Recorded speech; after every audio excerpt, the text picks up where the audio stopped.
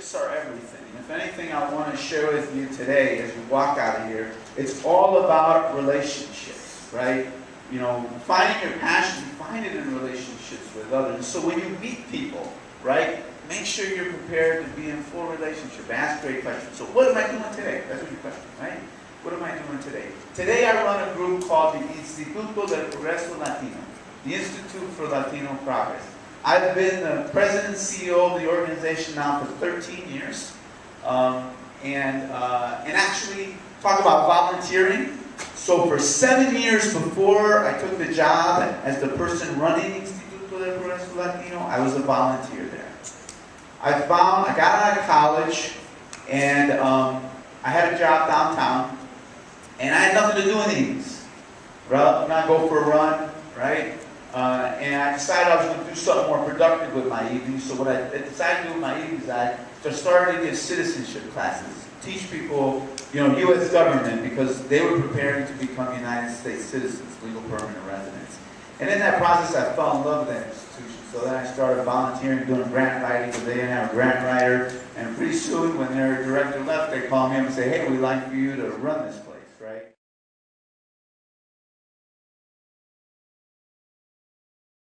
So I've been running it. I've been running it for, as I said, 13 years. And what kinds of things do we do? Well, we help people make their dreams a reality, right? So, you know, think about a mom who comes in, who's always dreamed about being a nurse, right? And you guys have parents that have, in some ways, unfulfilled dreams. Things they want to do in life that they weren't able to get done, right? I mean, I did. Does anybody here have, you talk to your parents and, man, I wish I would have gone to school. I want to be a nurse. I'd like to do this. Anybody got that? You guys got that? Okay. So what do? Right? With that parent, when your parent walks in our door, we say, wait a minute. You know, you are young. You can still make this happen. And we can help you to make this happen. Right? So we have actually built a curriculum and a program and a way in partnership with lots of institutions to take that mom, right, that's interested in being a nurse. And I'll give you a stat. 425 such people who started off reading at 6th grade level in English. These are folks that are limited English speakers. These are folks that, you know, didn't get much of an education, if you will, in their home country. They are now licensed practical nurses. They are now caring for people, right, in a workplace.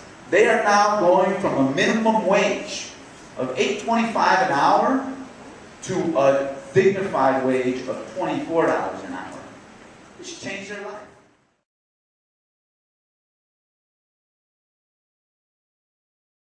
Because we believe, you know, we have this saying in the Institute, we believe that education is the power and freedom to live and enjoy the best that this country has to offer.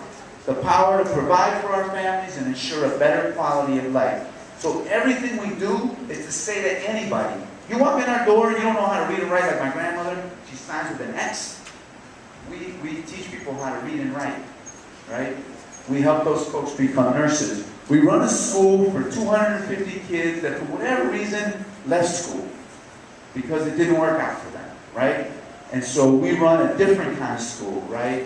A school that's really built on understanding them as human beings and individuals and helping them reach that graduation and go on to college, right? And so we do a plethora of things that help an entire community and help entire families. And that inspires me. Every day I get up and I'm just excited as can be about going to work because I get to dream, man, how, you know, I meet somebody and I learn their story and then I have to go home and say, man, how can we help that person? And then I have to figure out a way which we can create an initiative, an education or support initiative that helps that individual out, that helps that family. So that's what I do every day. It's fun.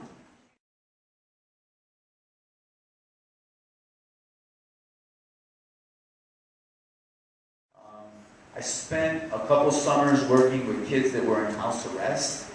And these are kids that have gone through so many different things. And they inspire me a lot.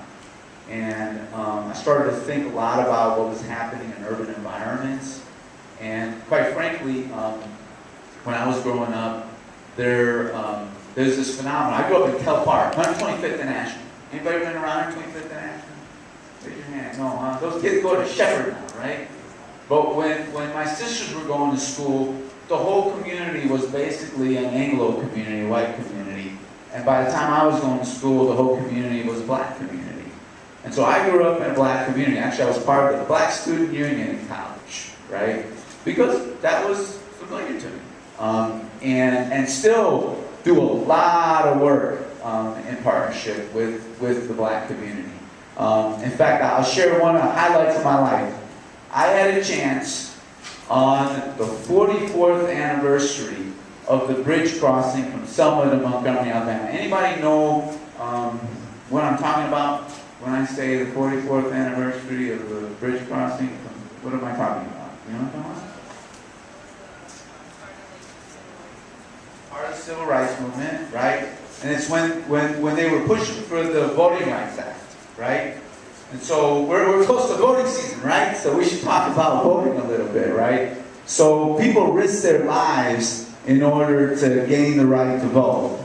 And this was happening mainly in the South, but the center of it was in Montgomery and Birmingham and Selma, Alabama. And so there was a march that happened from Selma to Montgomery that really was a pivotal march, a march where, you know, the nation really rallied around the idea of Voting Rights Act because of the poor treatment of people along that march.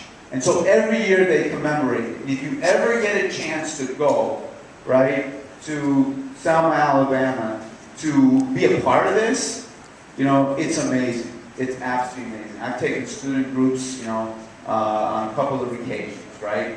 To actually walk across the Edmund Pettus Bridge, to stand there with people that were freedom riders and freedom singers at that time, and they're still around, and they're still singing, and they're still riding.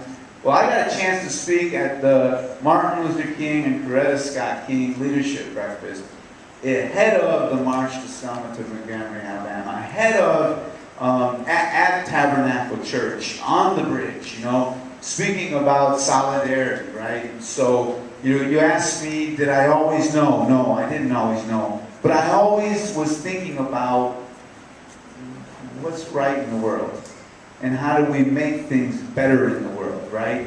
And so that kind of took me on a path. And because it took me on a path, that pathway has led to other pathways.